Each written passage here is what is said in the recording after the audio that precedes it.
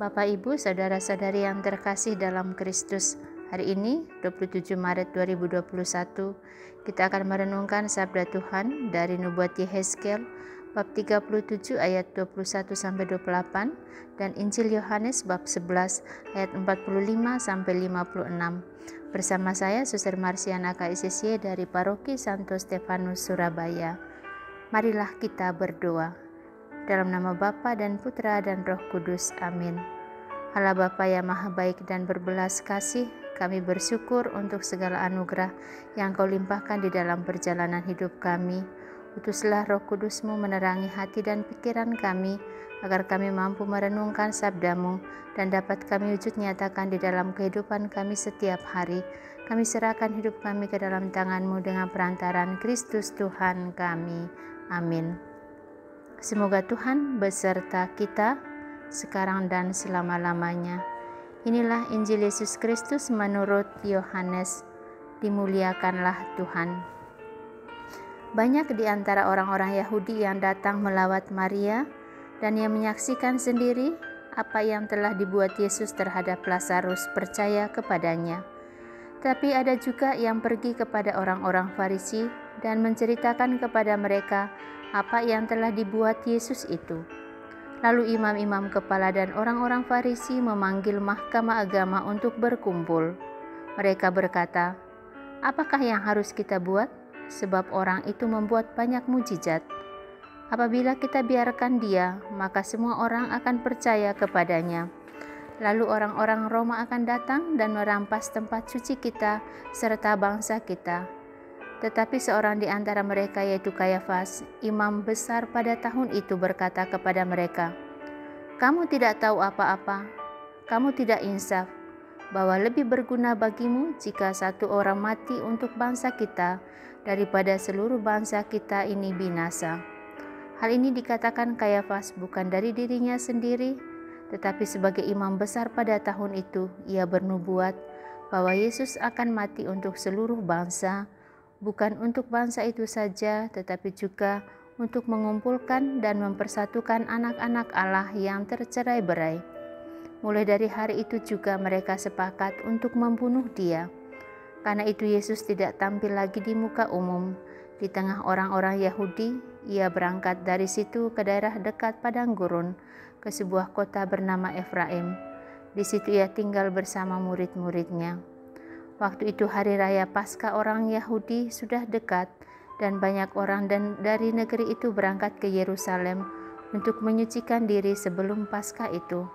Mereka mencari Yesus dan sambil berdiri di dalam bait Allah, mereka berkata seorang kepada yang lain, "Bagaimana pendapatmu? Akan datang jugakah ia ke pesta?" Demikianlah Injil Tuhan. Terpujilah Kristus. Bapak, Ibu, Saudara-saudari yang terkasih dalam Kristus, membagikan yang terbaik. Aku akan menjadikan mereka satu bangsa di tanah mereka, di atas gunung-gunung Israel, dan satu raja memerintah mereka seluruhnya. Mereka tidak lagi menjadi dua bangsa dan tidak terbagi menjadi dua kerajaan. Dari Yehezkiel bab 37 ayat 22. Tiada mimpi, pengharapan dan doa yang lebih besar bagi orang-orang Israel di pembuangan Babylon selain pulang ke Yerusalem, menjadi bangsa yang merdeka dan bersatu, makmur, jaya, dan bersatu di bawah pemerintah seorang raja yang istimewa.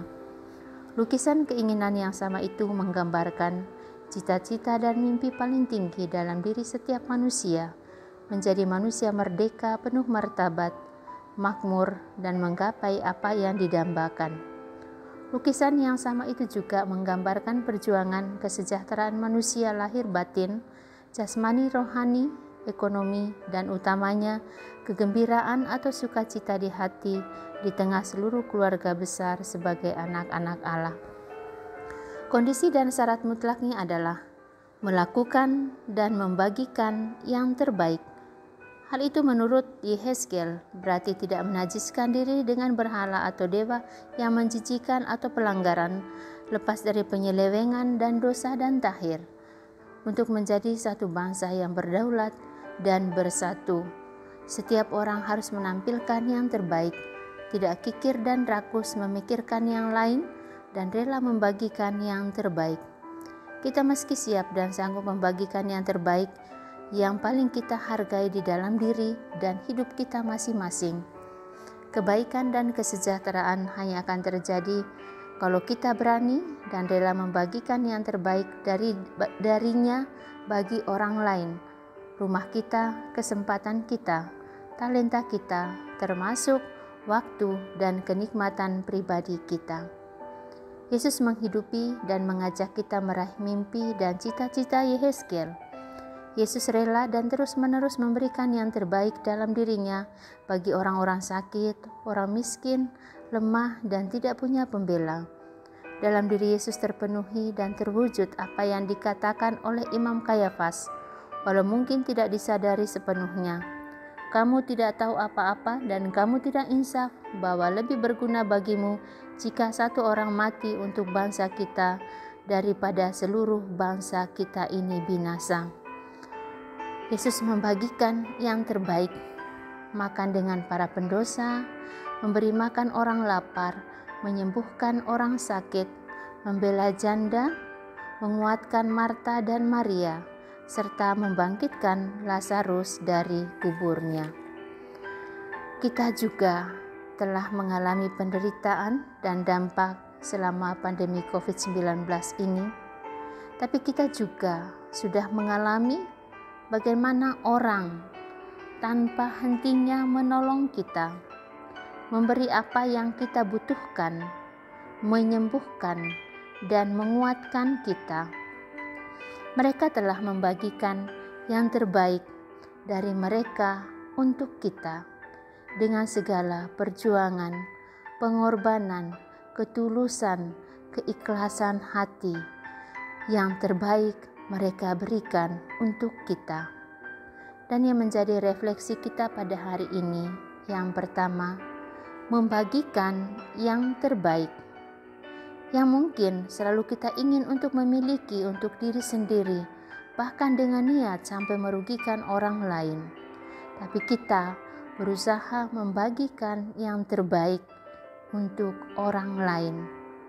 Yang kedua, berhenti bertanya, apa yang diperbuat orang lain kepada saya?